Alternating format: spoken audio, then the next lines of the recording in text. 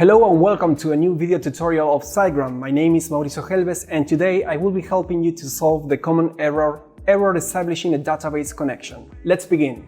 One of the most common reasons that cause this problem is just an error in the WordPress credentials in a configuration file. So how can we solve this? To solve this problem, first we have to log in our SiteGround account. Once we are logged in and under the website tab, we will click in the Site Tools button to access to all the necessary tools to manage our website. In the Site Tools page, we will click in the File Manager link under the Site menu.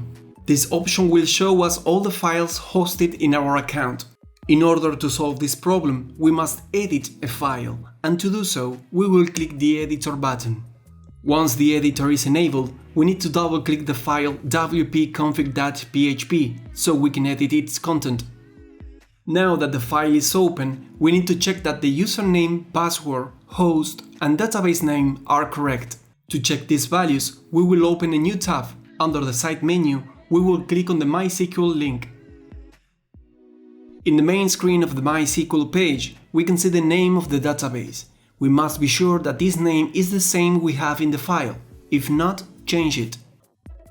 In the Users tab, we have a list of all the registered database users. The name of the user must match with the name declared in the configuration file. If not, please change it. If the database name and username are correct, then it could be a password problem.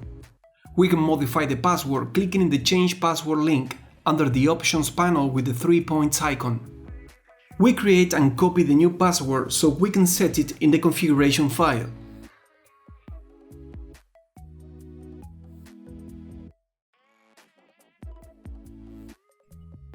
And now with all the changes applied, the website should be running fine again.